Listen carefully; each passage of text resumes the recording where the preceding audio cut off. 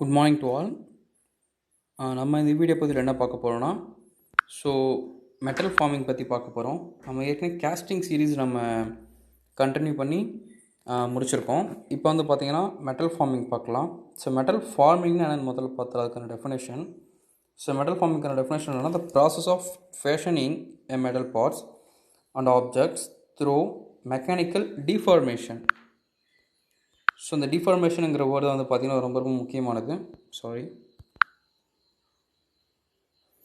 So mechanical deformation,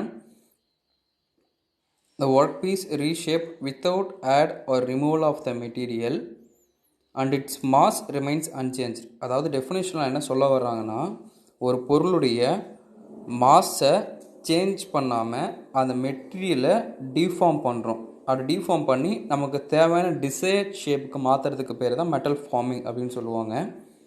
so இந்த metal ஃபார்மிங்கில் வந்து பார்த்தீங்கன்னா முக்கியமான பாயிண்ட் வந்து ரீக்ரிஸ்டலைசேஷன் டெம்பரேச்சர் அப்படிங்கிற ஒரு டாபிக் வரும்.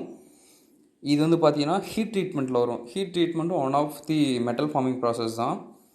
அதில் வந்து பார்த்தீங்கன்னா ரீக்ரிஸ்டலைசேஷன் டெம்பரேச்சர்னால் என்னென்னா, இந்த temperature at which new grains are formed. அதாவது ஒரு மெட்டீரியலை நம்ம ஹீட் பண்ணுறப்ப எந்த டெம்பரேச்சரில் புது வகையான கிரைன்ஸ் அந்த மெட்டீரியலில் ஃபார்ம் ஆகுதோ அதை தான் ரீக்ரிஸ்டலைசேஷன் டெம்பரேச்சர் அப்படின்னு சொல்லுவாங்க.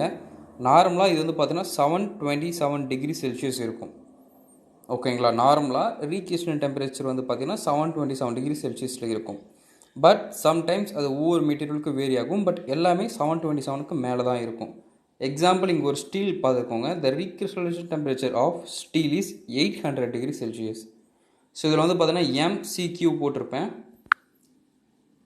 ஸோ இந்த இடத்துல எம்சிக்யூன்னு போட்டிருப்பேன். எம்சிக்யூனா என்னென்னா மல்டிபிள் சாய்ஸ் கொஸ்டின். அதாவது த recrystallization temperature of steel is டேஷ்னு கேட்பாங்க. அதுக்கு வந்து பார்த்தீங்கன்னா 800 டிகிரி செல்சியஸ். இது வந்து பார்த்தீங்கன்னா one of the famous MCQ. ஓகேங்களா. ஸோ இப்போ மெட்டல் ஃபார்மிங்கில் இருக்கக்கூடிய ஒன் ஆஃப் தி ப்ராசஸ் தான் வந்து பார்த்தீங்கன்னா ஃபார்ஜிங் ப்ராசஸ். ஃபார்ஜிங் ப்ராசஸ்னால் என்னென்னு பார்த்துடலாம். ஃபார்ஜிங் ப்ராசஸ்னால் ஒரு கம்ப்ரஸிவ் ஃபோர்ஸ்னால் அழுத்தம்னு அர்த்தம். ஒரு கம்ப்ரஸிவ் ஃபோர்ஸ் கொடுத்து நமக்கு தேவையான டிசையர் ஷேப். ஸோ இப்போ வந்து நமக்கு வந்து இதில் ஒரு மெட்டீரியல் இருக்குன்னு வச்சுக்கோங்க, ரெக்டாங்கிள் ஷேப்பில். நம்ம என்ன பண்ணுறோம், இங்கே ஒரு கம்ப்ரஸிவ் ஃபோர்ஸ் கொடுக்குறோம். ஓகேங்களா, இங்கே வந்து ஒரு கம்ப்ரஸிவ் ஃபோர்ஸ் கொடுக்குறோம். அப்படி கொடுத்து நம்ம என்ன பண்ணுறோன்னா, இந்த மெட்டீரியலை என்ன பண்ணுறோம், நம்ம இன்னும் கொஞ்சம் லென்த்தன் பண்ணுறோம். ஓகேங்களா, ஸோ இந்த ஷேப்புக்கு மாற்றுறோம். ஸோ இப்போ மாற்றுறப்ப அதோடைய மாஸ் வந்து மாறலை, பட் அதோட டைமென்ஷன்ஸ் மட்டும்தான் மாறி இருக்கு. ஸோ மாஸ் மாறலை, அதனால் இது வந்து பார்த்தீங்கன்னா மெட்டல் ஃபார்மிங் ப்ராசஸில் வருது. ஸோ இதில் கம்ப்ரஸிவ் ஃபோர்ஸ் ஆக்ட் ஆகுது. ஸோ இது வந்து பார்த்திங்கன்னா ஃபோர்ஜிங் ப்ராசஸில் வருது. ஸோ ஃபோர்ஜிங்னா என்னென்னா, ஒரு கம்ப்ரஸிவ் ஃபோர்ஸ் கொடுத்து ஒரு மெட்டீரியலை நமக்கு தேவையான டிசையர்டு ஷேப்புக்கு மாற்றுறதுக்கு பேர் தான் வந்து பார்த்திங்கன்னா ஃபோர்ஜிங் அப்படின்னு சொல்லுவாங்க. இதுதான் வந்து பார்த்திங்கன்னா அதாவது ஸ்ட்ராங்கஸ்ட் காம்போனன்ட் அப்படிம்பாங்க. ஸோ ஃபோர்ஜிங் மூலயமா நமக்கு கிடைக்கக்கூடிய எல்லா பொருளுமே வந்து பார்த்திங்கன்னா ரொம்ப ஸ்ட்ராங்காக இருக்கும். அது வந்து பார்த்தீங்கன்னா பிளாஸ்டிக் டிஃபார்மேஷன்னா ஒன்ஸ் அந்த பொருளை நம்ம டிஃபார்ம் பண்ணிட்டோம்னா அது திரும்ப தன்னுடைய இனிஷியல் ப்ராசஸ்க்கு சேஞ்ச் ஆகாது. ஸோ எக்ஸாம்பிள், இந்த மெட்டீரியல் வந்து பார்த்திங்கன்னா இந்த ஷேப்புக்கு இப்போ மாறிடுச்சு. ஓகேங்களா, ஸோ திரும்ப இது இந்த ஷேப்புக்கே பழைய ஷேப்புக்கே மாறுமான்னு கேட்டிங்கன்னா மாறாது. அதுக்கு வந்து பார்த்திங்கன்னா சான்சஸ் கம்மி. அதுக்கு பேர் தான் பிளாஸ்டிக் டிஃபார்மேஷன் அப்படிம்பாங்க. ஸோ பிளாஸ்டிக் டிஃபார்மேஷன்னா ஒரு பொருளை நம்ம வந்து அதோடைய ஒரிஜினல் ஷேப்லேருந்து டிசைர் ஷேப்புக்கு மாற்றினதுக்கப்புறம் திரும்ப ஒரிஜினல் ஷேப்புக்கு போகாமல் இருக்கிறதுக்கு பேர் தான் பிளாஸ்டிக் டிஃபார்மேஷன். ஓகேங்களா. ஸோ அப்போ ஃபார்ஜிங்கில் வந்து பார்த்தீங்கன்னா டெம்பரேச்சர் வந்து பார்த்தீங்கன்னா எப்பயுமே ஹை டெம்பரேச்சராக தான் இருக்கும். இது வந்து பார்த்தீங்கன்னா ஃபோர்ஜிங்குடைய ப்ராப்பர்ட்டிஸ். ஸோ ஃபோர்ஜிங்னா என்னென்னா, it's a compressive force, it's a strongest component, it's a plastic deformation followed by high temperature. ஓகேங்களா.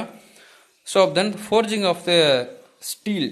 ஸோ ஸ்டீலோடைய ஃபோர்ஜிங் டெம்பரேச்சர் எவ்வளோனா 1000 டிகிரி செல்சியஸ். பிளேன் கார்பன் ஸ்டீலுக்கு வந்து பார்த்தீங்கன்னா 1300 டிகிரி செல்சியஸ்.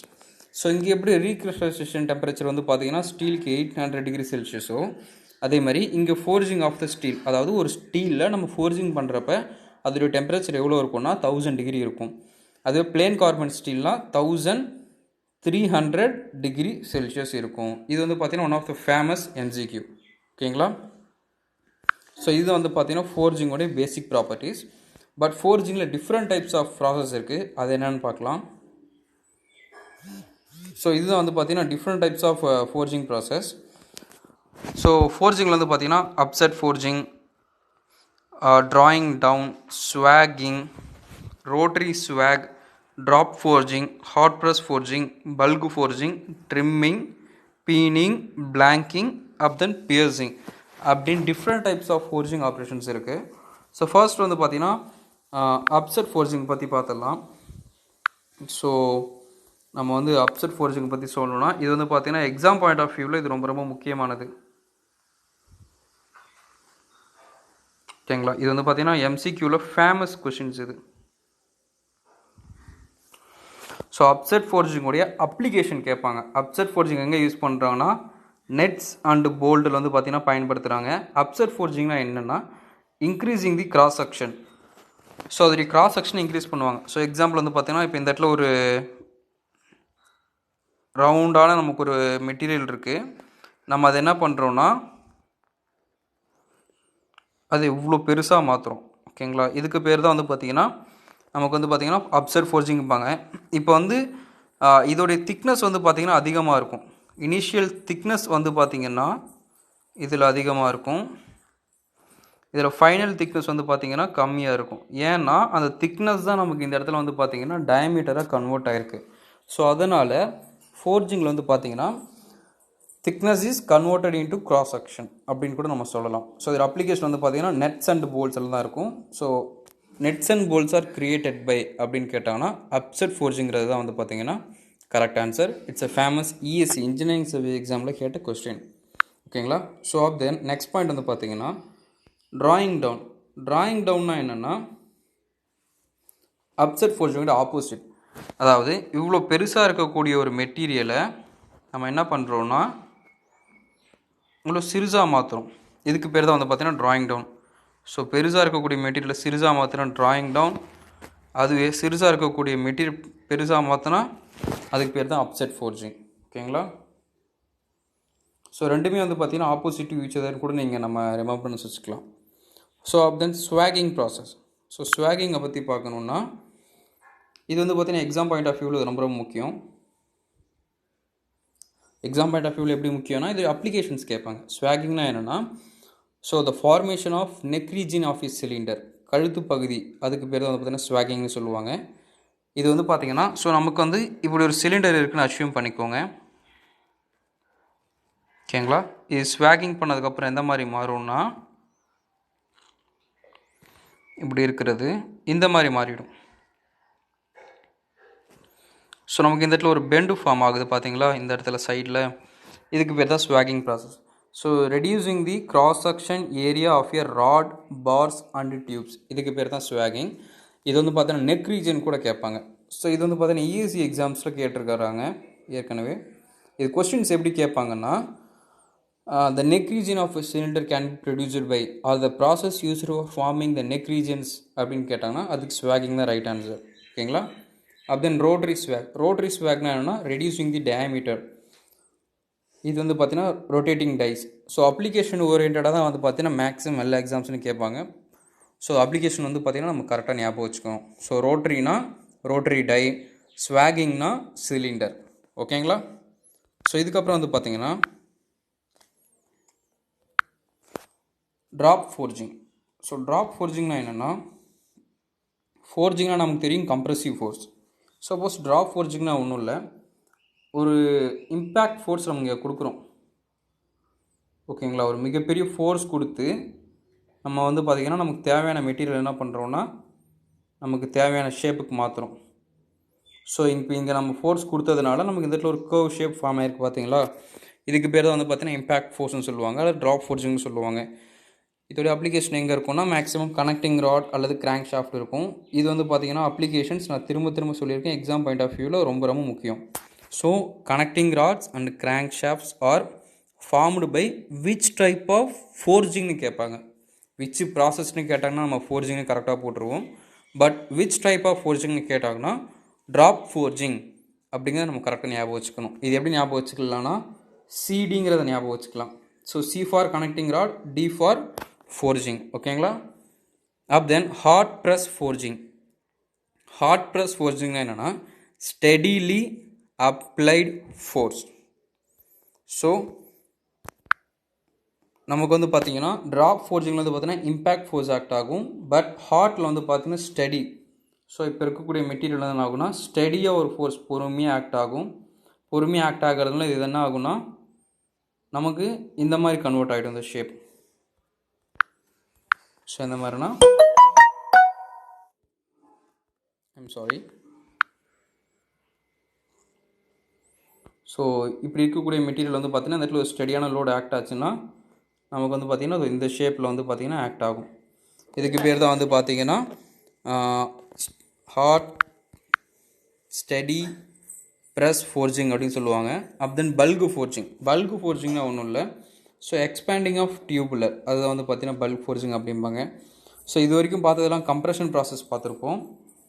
இது ஒன்று மட்டும்தான் வந்து பார்த்திங்கன்னா எக்ஸ்பேன்ஷன் ப்ராசஸ். ஓகேங்களா. ஸோ தென் ட்ரிம்மிங்னா என்னென்னா removal of the burr from the forged parts. So நம்ம வந்து ஒரு ஃபோர்ஜர் பார்ட் இங்கே ப்ரொடியூஸ் பண்ணிட்டோம். ப்ரொடியூஸ் பண்ணுறோன்னா மேலே வந்து பார்த்திங்கன்னா some of the undesired particles இருக்கும். அதை ரிமூவ் பண்ணுறதுக்கு பேர் தான் வந்து பார்த்திங்கன்னா ட்ரிம்மிங் அப்படின்னு சொல்லுவாங்க. ஓகேங்களா. ஸோ தென் பீனிங்னா mechanical work by hammer blow. இது வந்து பார்த்திங்கன்னா இஸ்ரோவில் ப்ரீவியஸ் இயர் கொஸ்டின். ஸோ இது ரொம்ப ரொம்ப முக்கியமான கொஸ்டின்ஸ் எக்ஸாம் பாயிண்ட் ஆஃப் வியூவில். பீனிங்னா என்னென்னா mechanical work done with respect of hammer blow. ஓகேங்களா. So then blanking. ஸோ இது வந்து பார்த்திங்கன்னா பிளாங்கிங்கை பொறுத்த மட்டும் பிளாங்கிங்கும் பியர்சிங்கும் வந்து ஒன்றா படிச்சு தான் ஞாபகம் இருக்கும். ஏன்னா பிளாங்கிங்னா என்னென்னா ஸோ ஒரு ஒரு ஒரு பார்ட்டிக்கல்லேருந்து நமக்கு தேவையான ஷேப்பை மட்டும் செப்பரேட் பண்ணி எடுக்கிறது. எக்ஸாம்பிள் இப்போ நமக்கு ஒரு பெரிய ஷீட் மெட்டல் இருக்குது. அதில் இருக்கக்கூடிய நமக்கு சர்க்குலர் ஷேப் மட்டும் வேணும்னா மற்ற டிசைர் ஷேப்லாம் வேணான்னா நம்ம என்ன பண்ணுவோம்னா இந்த ஒரு சர்க்குலர் ஷேப் மட்டும் தனியாக கட் பண்ணி எடுப்போம். ஸோ அதுக்கு பேர் தான் பிளாங்கிங் அப்படிம்பாங்க. அதே பிளாங்கிங்கை நான் சிலிண்ட்ரிக்கல் ஆப்ஜெக்ட்ஸுக்கு பண்ணால் அதுக்கு பேர் பியர்சிங். சிலிண்ட்ரிக்கல் ஆப்ஜெக்ட்ஸுக்கு பண்ணால் அதுக்கு பேர் பிளாங்கிங். ஸோ இது வந்து பார்த்திங்கன்னா பிளாங்கிங்க்கும் பியர்சிங் உள்ள டிஃப்ரென்ஸ். ஓகேங்களா. ஸோ இதுதான் வந்து பார்த்திங்கன்னா different types of forging operation. So ஃபோர்ஜிங்னா கம்ப்ரெசிவ் ஃபோர்ஸ் மூலயமா பண்ணுறது. அப்படி கம்ப்ரெசிவ் ஃபோர்ஸ் மூலயமா பண்ணதுக்கு அப்புறமேட்டுக்கா வெளியில் இருக்கக்கூடிய எக்ஸஸ் மெட்டீரியல் ரிமூவ் பண்ணுறதுக்கு பேர் ட்ரிம்மிங். அந்த ட்ரிம்மிங் வந்து பார்த்திங்கன்னா நம்ம பிளாங்கிங்கும் பண்ணுவோம், பியர்சிங்கும் பண்ணுவோம். ஓகேங்களா. ஸோ இதுதான் வந்து பார்த்திங்கன்னா ஹீட் ட்ரீட்மெண்ட், அதாவது மெட்டல் ஃபார்மிங்கில் இருக்கக்கூடிய ஒன் ஆஃப் தி ப்ராசஸ் தான் ஃபார்ஜிங்கு. அதை பற்றி தான் நம்ம வந்து இன்றைக்கி ஃபுல்லாக பார்த்துருக்கோம். ஸோ நெக்ஸ்ட்டு வீடியோவில் வந்து பார்த்திங்கன்னா நம்ம ஹீட் ட்ரீட்மெண்ட் பற்றி பார்க்கலாம். ஹீட் ட்ரீட்மெண்ட்டு வந்து பார்த்திங்கன்னா one of the important metal forming process தான். ஓகேங்களா. ஸோ அதில் வந்து heat treatment hot working and cold working ரெண்டுத்தை பற்றி நம்ம டிஸ்கஸ் பண்ணிடலாம். ஓகேங்களா. தேங்க்யூ.